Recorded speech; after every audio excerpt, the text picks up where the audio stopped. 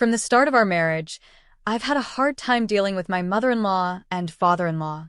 They've always treated me poorly, and to make things worse, they've constantly criticized me for not being able to have children.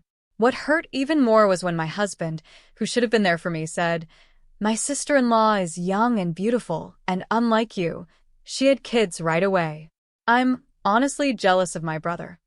On top of that, my mother-in-law accused me of being infertile because she claimed I was having an affair and said she had proof from a hidden camera. So I came up with a plan. I called a family gathering, pretending it was to celebrate my nephew's birthday, and suggested we all watch the supposed evidence of my affair that my mother-in-law was talking about. When we watched it, my sister-in-law Scott and my father-in-law muttered, "I knew it," in shock. My name is Emma, and I'm 36 years old. I work in the international business division of a mid-sized trading company. I live with my husband, Scott, who is the same age as me and works at a steel manufacturing company, along with my in-laws. We don't have any children yet. I met my husband at a dating event a friend invited me to. At that time, I was in my 8th year on the job, finally getting the hang of it and starting to enjoy my work, so I wasn't really thinking about marriage. But I couldn't say no to my college friend, who kept insisting, "You have to come." Honestly, I was more interested in the special menus the restaurants had prepared for the event than in finding someone. I felt a bit out of place compared to my friend, who was actively socializing, but it turned out she got close to a guy who was there with Scott. Apparently, Scott wasn't too interested in the event either, and had been dragged along just like me. We ended up hanging out together as bystanders, but since I thought it was just a one-time thing, I didn't exchange contact information with him. However, exactly 2 weeks after the event on a Sunday, I got a call from an unknown number. At first, I ignored it, but after work, the calls started coming every 15 minutes. I kept wondering, who could this possibly be? I was getting frustrated and was about to block the number, but before I did, I decided to answer the call to find out who was behind it. It turned out to be Scott, the guy I had met at the dating event. He said, "Oh, good, is this Emma?" I was relieved to know who it was, but I was also confused because I knew I hadn't given Scott my number. When I asked him how he got my number, he casually replied, "I begged a friend who was with me at the event to get it for me." Apparently, my friend had hit it off with Scott's friend and decided to start dating him after the event.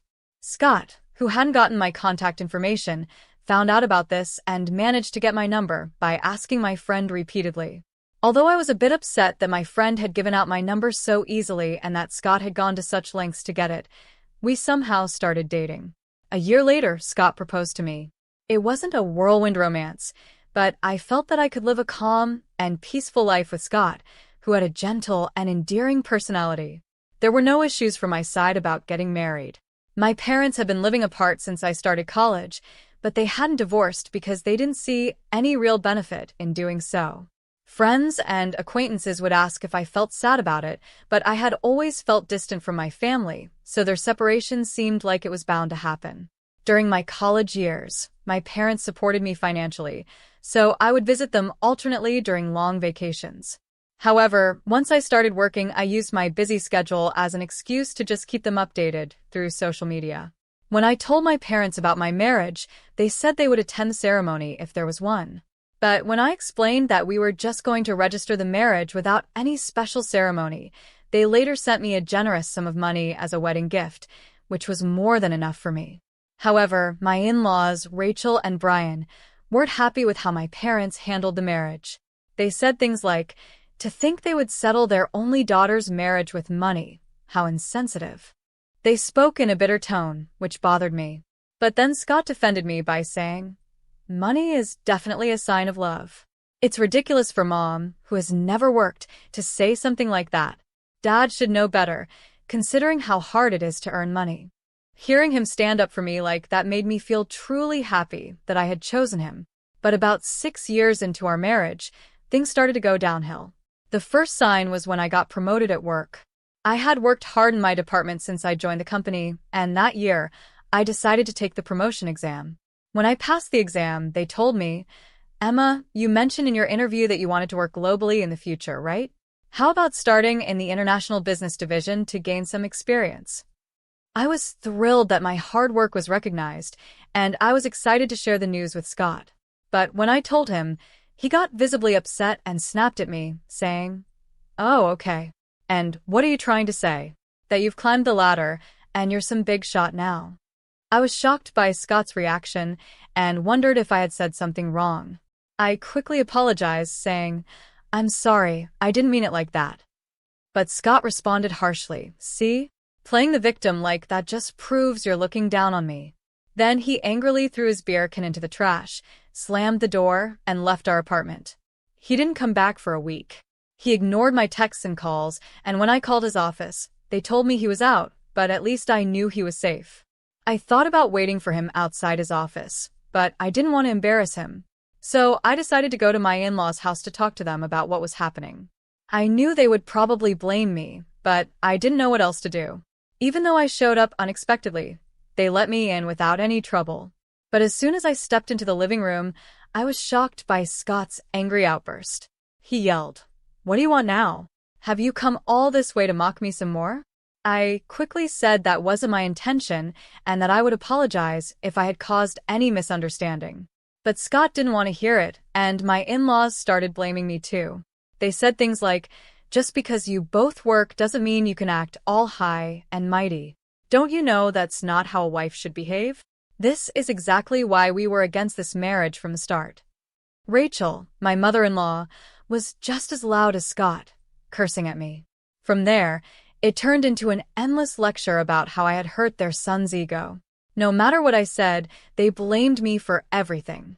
Finally, they told me, "Scott doesn't want to go back to the apartment you two shared. If you don't want a divorce, then move out of that apartment and come live here with us. We'll teach you how to be a proper wife." Looking back, I wonder why I didn't just agree to a divorce right then and there. But at that time, I still had feelings for Scott. Having grown up watching my parents stay married in name only, I think I was confused and didn't really understand what marriage should be. After I followed my mother-in-law's suggestion and moved out of the apartment to live with my in-laws, they were extremely pleased, and it didn't take long for me to understand why. It turned out that Scott's older brother, Charles, who was 5 years older, had been living with them but moved out about 4 months before my promotion. He had found a girlfriend and wanted to live on his own. Rachel, who had always adored Charles because he graduated from a more prestigious university than Scott, was shocked and deeply upset by his sudden departure. But the problem wasn't just emotional. Charles's leaving also meant the loss of his financial contributions to the household, which was a big issue. My in-laws are very vain and love to show off. They often host gatherings for relatives, serving expensive food and drinks. Charles's financial support had been their lifeline since my father-in-law's post-retirement job didn't pay enough to cover their lavish lifestyle. They convinced Scott, who had come home to vent, to move in with them, and that's how we ended up living together. Scott seemed to enjoy the sudden attention after always feeling overshadowed by his accomplished brother. When I realized this, it felt like I was finally seeing things clearly, but more problems were on the way. Soon after, Charles married his girlfriend, Nancy, who turned out to be quite a handful. Nancy was 4 years younger than Charles and 3 years younger than Scott and me. She appeared fragile and delicate, the kind of person who triggers protective instincts in men. This was especially true for both Brian and Scott, who became visibly restless whenever Nancy visited and acted like they were her followers.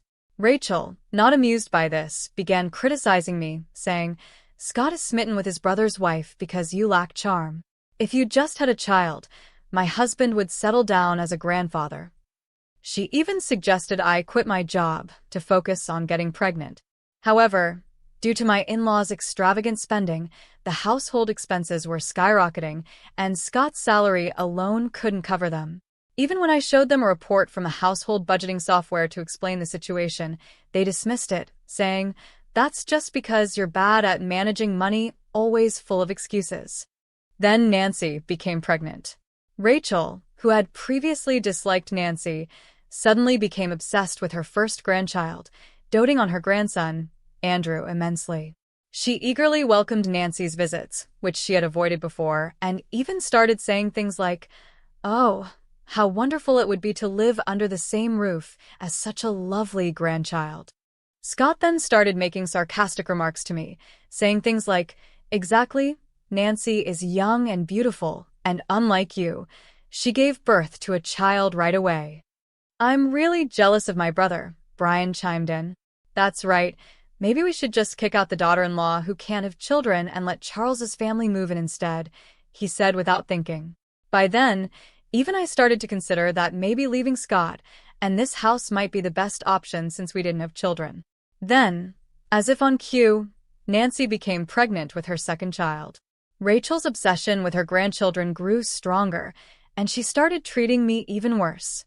She came up with a ridiculous theory and said, "The reason you can't have children must be because you're having an affair. You're just worried you won't know if the child is Scott's or your lover's." I was shocked by her words and decided to ignore her. But one evening, I noticed Rachel smirking at me. Confused, I asked what was going on, and she said, "You are indeed having an affair, just as I suspected." When I questioned Brian and Scott about it, Rachel proudly declared, "I've got proof of her affair on a hidden camera. I hired a professional, so it's foolproof," and then burst out laughing with joy. Hearing this, Brian and Scott were momentarily shocked, but then, influenced by Rachel's confidence, they said, "If that's true, then it's grounds for divorce." At that point, I calmly said, "Understood. Then I will take this opportunity at Andrew's birthday celebration next week, which we've already planned, to explain the situation to all the relatives who will be there." The birthday celebration for Andrew, organized by Rachel, who loved to show off, turned out to be a grand event with a banquet hall in a hotel reserved just for us. The invited relatives seemed somewhat tired of Rachel's boasting but still enjoyed the food and drinks. As the party was winding down, I took the microphone to speak. Everyone turned their attention to me, wondering what was happening. I began, "I apologize for interrupting your conversations, but I have a brief announcement to make to all of you gathered here today." The crowd started murmuring in confusion, while my in-laws and Scott, assuming I was about to confess and discuss divorce, smirked just like before. Charles's family, the guests of honor today, were also present. On my signal to the staff, a screen was lowered behind me, the projector was set up, and the lights dimmed. Everyone's attention turned to the screen as the video began to play. The video started with footage of a shady hotel district, and as the entrance of one particular hotel came into focus, Scott, Brian, and Nancy's faces turned pale, just as I expected. However, Rachel, unaware of what was about to happen, looked around curiously, completely oblivious to the growing tension among the two of them. Then, a clear shot captured by the camera made the entire room gasp in surprise, and for good reason. The screen unmistakably showed Nancy and Brian hugging as they left the hotel. The room fell silent as the video continued, showing them sharing lingering, passionate hugs before catching a taxi. The scene shifted to the same hotel entrance, but this time it wasn't Brian who emerged holding hands with Nancy, it was Scott. Scott, Brian, and Nancy were all frozen in place, while some of the relatives murmured, "I knew it." The room erupted into whispers again. At that moment, I paused the video, turned the lights back on, and spoke into the microphone. "My announcement to all of you is exactly what you've just seen. My husband Scott and father-in-law Brian have been having affairs with Nancy, Charles's wife. The evidence was meticulously recorded by the investigation company hired by Rachel." I held up a thick file of documents, which caused more gasps from the crowd. As the noise died down, I revealed that the investigation company had actually been hired by Rachel, not to uncover Brian, Scott, and Nancy's infidelity, but to find proof of my supposed affair, so they could kick me out. Scott must have filled her head with all sorts of nonsense, making her believe such absurd things, I said, causing the relatives to look at Scott and Rachel in disbelief. Rachel had declared victory without even checking the contents when the investigation company reported they had caught evidence on camera. Unfortunately, I have no idea about the affair Rachel accused me of, I continued, projecting a photograph onto the screen. It was a snapshot taken at the maternity hospital when Andrew was born. The photo showed my sister-in-law holding Andrew in the center, with Charles smiling beside her, and Scott and I, who had come to celebrate, in the background.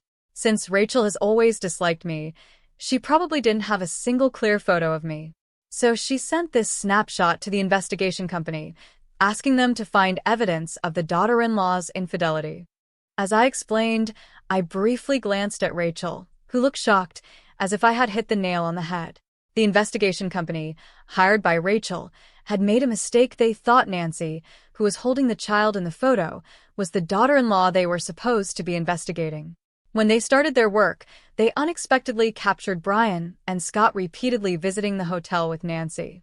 Believing Charles to be the husband under investigation, they reported to Rachel that they had caught evidence on camera. Rachel, thinking this was proof of my alleged affair, believed she had finally found what she was looking for. When I was first confronted with the so-called evidence, I was surprised, but then something clicked. I remembered the name of the investigation company from a credit card statement that Rachel had used. Rachel, who often spent too much, had made me get her a family card to use for her purchases, just in case her own credit card limit wasn't enough. Troubled by her making large purchases without consulting me, I had set up the card statement to be viewable in an app, so I could check the charges each month. The next day, I took half a day off work and went to the investigation company to explain the situation. I then commissioned a new investigation myself. Realizing their mistake, the company eagerly accepted the task to make things right, and they quickly provided the results, which led to the evidence I presented today. As the screen was removed and the lights brightened, Nancy, Brian, and Scott all looked pale. I approached the great-aunt and uncle, whom my in-laws greatly respected, and said, "I apologize for the inconvenience, but I prefer not to expose the children to what's about to be discussed. Could someone please take them to another room?" The great-aunt and uncle immediately approached Nancy, took Andrew, and handed him over to their own children. The other children were also led to another room by several women, leaving behind furious relatives, a stunned Rachel, and a bewildered Charles. Only Nancy, Brian, and Scott remained, shrinking under the stern glares of the relatives. Then, Rachel, who had been trembling, suddenly leaped towards Nancy, shouting, "What have you done? Betraying me and Charles with Brian and Scott." She lunged at Nancy, but several relatives rushed to stop her. Nancy was already petrified, and Brian and Scott were similarly frightened. Finally, I decided to deliver the last blow. "Given the circumstances, I will be divorcing Scott. I apologize for any inconvenience caused to everyone here." According to the investigation company, the improper relations between these two have been ongoing and not just recent. Reconciliation is impossible. I made the announcement, then pretended to stumble as I added, "After reviewing the investigation results, I've been tormented by the thought that Andrew, and even the child Nancy is currently carrying, might belong to Brian or Scott." The remaining women in the room rushed over, rubbing my back and taking my arms to support me, saying to the two of them, "You are all shameless and disgusting. Poor you," they started cursing. The men looked on with disdain, surrounding the two with cold stares. Brian and Scott could do nothing but stand there, silenced by the disapproval, while Rachel continued ranting and Nancy sobbed. The fallout from my revelation that day spread quickly. When Charles found out that his wife had been cheating on him with both his brother and father, he was in shock for a while. But as he started to regain his senses, he began to seriously doubt Nancy's claims that Andrew and the baby she was carrying were his. Nancy pleaded desperately, saying, "That's just a lie. Both Andrew and the baby are undeniably your children." However, once suspicion takes root, it doesn't disappear easily. Taking advantage of a moment when Nancy was off guard, Charles used a paternity test kit he had ordered to check their father-child relationship, and the results came back positive. Even when confronted with the results, Nancy stubbornly refused to admit to cheating, frustrating Charles to the point where he contacted her parents. Caught completely off guard, Nancy's parents couldn't believe the story Charles told them, so they came to my office demanding an explanation. Though I found it bothersome, I knew I had to deal with this eventually, so I took the next day off and went with Nancy's parents and the couple to the law firm I had hired. When the lawyer, Richard, showed them the related documents and the infamous video, Nancy's parents were speechless. Seeing this, Charles triumphantly declared, "See? I told you she betrayed me, cheating with both my brother and father. It's clear neither Andrew nor the baby she's carrying are mine." But Richard interrupted him sharply, saying, "Would you mind discussing that among yourselves? You're here not to discuss who the father of the children is, but to address the issue of child support." It was obvious that Richard wasn't taking sides, but what shocked me more was Nancy and her parents' reaction. Nancy retorted mockingly, "It's your fault. Scott cheated on you because you were always working and not being attractive enough, right? It's your own doing." I calmly replied, "Is that so? Then we'll have to let a third party decide." "Who's right?" "Maybe a judge will decide." When I mentioned a trial, Nancy's parents turned pale, and it was no surprise. Both of them were teachers at a prestigious girls' school in the area, and the idea of their daughter, who was supposed to represent the ideal of a good wife and mother, being involved in such a scandal with her brother-in-law and father-in-law would ruin their reputation. As soon as they heard the word trial, Nancy's parents immediately begged, "We sincerely apologize." But to me, at this stage, an apology from anyone didn't matter. I glanced at Richard and stood up, signaling the end of the meeting. Later, Richard informed me that after I left, Charles, Nancy, and her parents caused a huge uproar, but they finally left after Richard threatened to call the police. Not long after, perhaps as a way to keep things quiet, Nancy's parents transferred a large sum of money through Richard. Given how things turned out, what happened to Charles and Nancy didn't concern me much, but around the same time, I found out about the fate of my in-laws through Scott, who had also demanded a division of assets. According to Scott, Charles filed for divorce and refused to pay child support for Andrew or the unborn child unless a DNA test proved he was the father. He even declared he would file for denial of paternity as soon as the child was born. Fearing the worst, Nancy's parents, against her wishes, forced her to undergo prenatal testing. It turned out that the father of the unborn child wasn't Charles, but shockingly, it was Scott. Even more, it was revealed that Andrew's father was Brian, making the situation beyond repair. When Rachel, who had doted on Andrew, found out he was actually her husband's child, she had a mental breakdown. She aged rapidly and is now almost bedridden, with Brian taking care of her around the clock. Brian told his father-in-law, "I won't look after you in your old age, get Scott to do it." Unfortunately, most of Brian's retirement funds had been spent on luxury brands and jewelry for Nancy in an attempt to win her favor, leaving almost nothing behind. As a result, with their inheritance depleted, Brian and Rachel, now abandoned by Charles, turned to Scott in desperation. But Scott, already burdened with my asset division claims, was reportedly being pressured by Nancy, who had been divorced by Charles.